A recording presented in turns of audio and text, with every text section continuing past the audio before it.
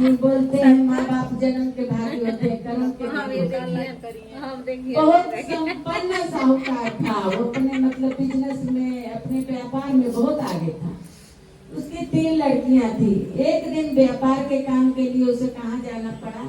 विदेश जाना पड़ा। विदेश जाना पड़ा तो आया तो अपनी लड़कियों से बारी बारी बुला के पूछा कि तुम लोगों के लिए मैं क्या लेके हूँ, तो हम लोग खातिर काम लेके हैं। बड़ी लड़की आई तो बोली पिताजी आप जा रहे हैं तो ठीक है, मुझे एक ऐसा आईना लेके आना, शीशा जिसमें सोने से मढ़ा हो, उसमें हीरे जवाहरात जड़े हो, जिसको देख के मैं रोज अपने आप को सजाऊं धजाऊं। पिता ने स्वीकार कर लिया बड़ी बेटी की बात। दूसरी बेटी को बुलाया, बोली बेटी मैं विदेश जा रहा हूँ, तुम्हें क्या चाहिए? तो वो भी बोली पिताजी आप जा रहे हैं तो एक मेरे लिए चंद्रहार लेके आना, जिसको मैं पहन के राजकुमारी के जैसे दिखूं। वो भी राजा को, साहूकार को स्वीकार हो गया। तीसरे बेटी को बुलाए, नहीं दोनों बेटियों से पूछे कि तुम्हारे जीवन में हमारी क्या अहमियत है? तो बड़ी बेटी बोली पिताजी आप हैं तो हम हैं। दूसरी बोली कि पिताजी आपके बिना तो हम कुछ भी नहीं हैं। तीसरी गई बेचारी सबसे छोटी थी जो, तो बोली पिताजी मुझे कुछ नहीं चाहिए, आप जिस काम के लिए जा रहे हैं वो काम हो जाए और आप सुरक्षित लौट आए। बोले तुम्हारी जिंदगी में मेरी अहमियत? तो बोली कि चुटकी भर नमक।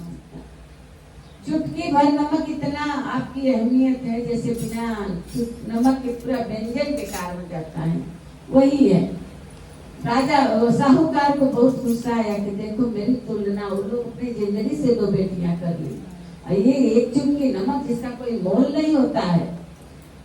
तो इस पर गुस्सा रहने लगे साहूकार। अपने छोटी वाली बेटी पर उतना प्यार लाड नहीं कर पाते थे, मतलब थोड़ा मन में उनको खटक गया था कि क्या मेरी तुलना भी की तो किसे की? नमक से की।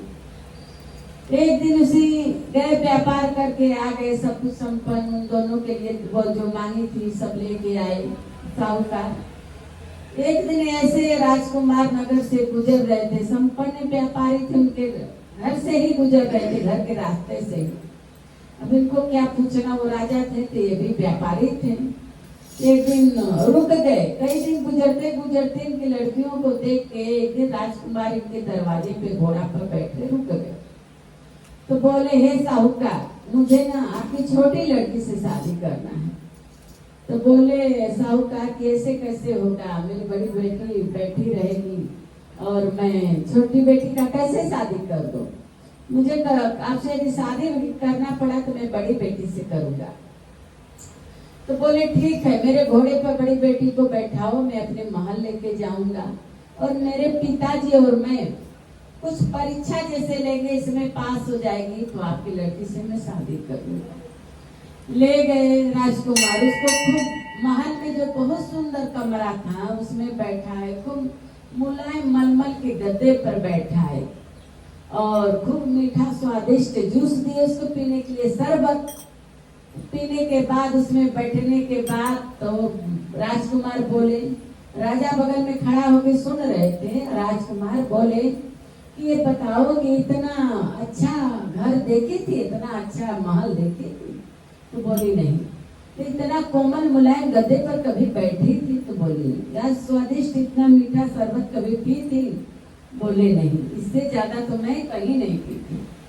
तो इतना ही परीक्षा लिए, उसके बाद राजा ने बोला नहीं ये हमारी बहू के लायक नहीं है, इसको ले जाओ साहूकार को दे के आओ। फिर साहूकार बोला कि ठीक है, फिर मेरे बीच वाली बेटी को ले जाओ। बीच वाली बेटी को भी वैसी कमरे में रखे, उससे भी यही सवाल किए। वो भी बोली कि नहीं, न इतना सुंदर कमरा मैं देखी, न इतना मलमली गद्दा में देखी, न इतना स्वादिष्ट शरबत मैंने कहीं देखा।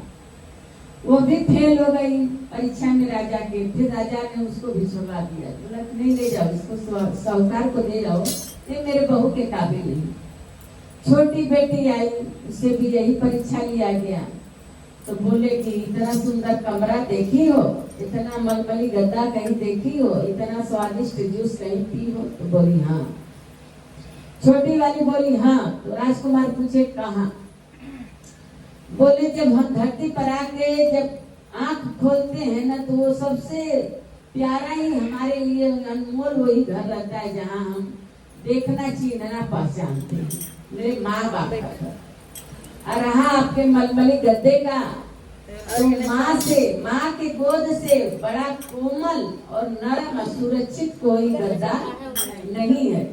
वो माँ का गोद कितना भी मलमली हो, जितना सुरक्षित मैं अपनी माँ के गोद में हूँ उतना इस मलमली गद्दे पर आपके नहीं हूँ। तो बोले अच्छा शरबत, बोले हाँ पी हूँ, बहुत पी हूँ, मैं तो 5 साल तक पी। बोले कहाँ मिला? बोले वही मेरे माँ का दूध। आपका शरबत है वो तो अमृत है जीवनदायी, जिसे हम पले बड़े बढ़ते हैं उसको पी के, माँ के दूध को स्तन से लगा के पिलाती। आपने तो गिलास में पिलाया मेरे को, मेरी माँ तो अपने स्तन से लगा के पिलाती थी, प्यार करती थी। तो उतना अमृत आपके जूस में शरबत में नहीं है। फिर ऐसे ऐसे करते राजा बोले हाँ ये मेरे बहू के लायक है। उसका धूमधाम से साहूकार और राजा मिलकर दोनों शादी करते। बड़ा दिन बीतने के बाद एक दिन बोलती है राजा से कि मैं नगर के लोगों को अपने हाथ से खाना बना के खिलाना चाहती हूँ, नगर के लोगों को अपने हाथ से खाना बना के खिलाना चाहती हूँ। आप नगर में ढिंढोरा पिटवा दो, मेरे माता पिता को भी निमंत्रण दे दो आने के लिए। अब अपने हाथ से खाना बनाई थी, नगर के लोग खूब अमीना चाट चाट के खाते रहे। क्या स्वादिष्ट खाना है, कितना स्वादिष्ट खाना है। उंगली चाट चाट के खाने लगे लोग। लेकिन जब अपने पिता को भोजन परोसती है, 56 प्रकार के भोजन होते हैं उस थाली में, लेकिन बिना नमक के होते हैं। अब सब तो उंगली चाट चाट के खाते रहे। जब अपने पिता के पास भिजवाती है तो पिताजी मुंह बना बना के खाने लगे, क्योंकि नमक ही नहीं था उसमें, उस भोजन में नमक ही नहीं था।